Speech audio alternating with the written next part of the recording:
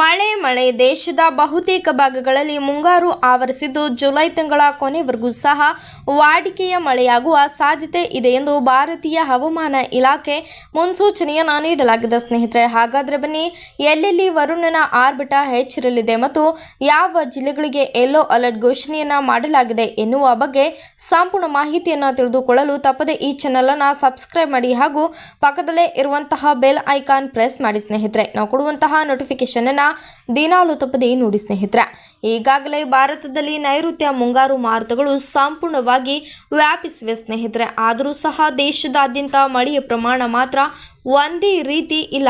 June ತಿಂಗಳ ಕೊನೆಯಲ್ಲಿಯೂ ಸಹ ವಾಡಿಕೆಗಿಂತ 40% ಮಳೆಯ ಕೊರತೆಯಾಗಿದ್ದು, ಜುಲೈ ಮೊದಲ ವಾರದಲ್ಲಿ ಸುರಿದಂತಹ ಭಾರೀ ಮಳೆಯಿಂದಾಗಿ ಇದು 14% ಇಳಿಕೆಯಾಗಿದೆ. ಸ್ನೇಹಿತರೆ, ಆದರೆ ಹವಾಮಾನ ಇಲಾಖೆಯ ಪ್ರಕಾರ ಇದೀಗ ಮುಂಗಾರು ಪಡೆದಿದ್ದರೂ ಸಹ ಕೆಲವು ಪ್ರದೇಶಗಳಲ್ಲಿ ಮತ್ತೆ ಒಣ ಹವೆ ಮುಂದುವರಿಯುವ ಸಾಧ್ಯತೆ ಇದೆ ಎಂದು ಭಾರತೀಯ ಹವಾಮಾನ ಇಲಾಖೆಯ ಪ್ರಕಾರ ಜೂನ್ 1ರಿಂದ ಜುಲೈ 9ರವರೆಗೆ ದೇಶದಲ್ಲಿ ವಾಡಿಕೆಗಿಂತ 14% ಕಡಿಮೆ ಮಳೆಯಾಗಿದೆ.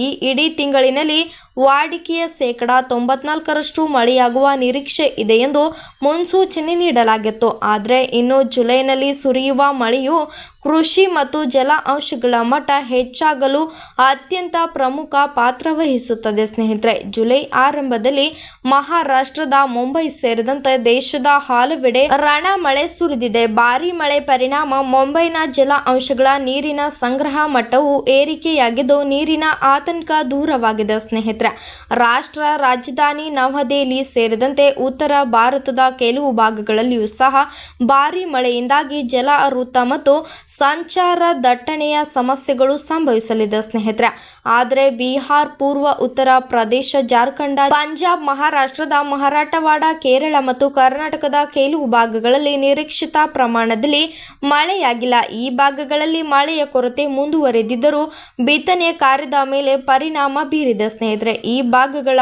ಅಲ್ಲಲ್ಲಿ ಮಾತ್ರ ಭಾರೀ ಮಳೆ ಮುಂದುವರೆದಿದೆ ಅಷ್ಟೇ. ಮುಂದಿನ ದಿನಗಳಲ್ಲಿ ಬಹುತೇಕ ಕಡೆಗಳಲ್ಲಿ ಮಳೆ ಸುರಿಯುವ ಸಾಧ್ಯತೆ ಇದೆ ಎನ್ನುವ ಸೂಚನೆಯನ್ನ ನೀಡಲಾಗಿದೆ. ಸ್ನೇಹಿತರೆ, ಭಾರತೀಯ ಹವಾಮಾನ ಇಲಾಖೆ ಹಿರಿಯ ವಿಜ್ಞಾನಿ ಶಶಿಕಾಂತ್ ಅವರ ಪ್ರಕಾರ ಮಳೆ ತರುವ ಮುಂಗಾರು ಮಾರುತಗಳು ಪ್ರಸ್ತುತ ಉತ್ತರದ ಕಡೆಗೆ ಚಲಿಸುತ್ತಿವೆ. ಸ್ನೇಹಿತರೆ, ಇದರ ಪರಿಣಾಮ ಮುಂಬರುವಂತಹ ದಿನಗಳಲ್ಲಿ ಉತ್ತರ ಪ್ರದೇಶದ, ಬಿಹಾರ್, ಪಶ್ಚಿಮ ಬಂಗಾಳ, ಸಿಕ್ಕಿಂ ಮತ್ತು ಈಶಾನ್ಯ ರಾಜ್ಯಗಳಲ್ಲಿ ಭಾರೀ ಮಳೆಯಾಗುವ ಸಾಧ್ಯತೆ ಇದೆ. ಸಮಯದಲ್ಲಿ ದೆಹಲಿಯಲ್ಲಿ ಮಳೆಯ ಪ್ರಮಾಣ ಕಡಿಮೆಯಾಗಿಲ್ಲ, ಒಣ ಹವೆ ಮುಂದುವರಿಯಲಿದೆ ಎಂದು ತಿಳಿಸಿದೆ. ಸ್ನೇಹಿತರೆ, ಒಟ್ಟಿನಲ್ಲಿ ಹೇಳುವುದಾದರೆ ಈ ಬಾರಿ ದೇಶದ ಬಹುತೇಕ ಭಾಗಗಳಲ್ಲಿ ಮಳೆಯ ಪ್ರಮಾಣ ಕಡಿಮೆ ಇರಲಿದೆ ಎಂದು ಮುನ್ಸೂಚನೆಯನ್ನ ನೀಡಲಾಗಿದೆ. ಸ್ನೇಹಿತರೆ.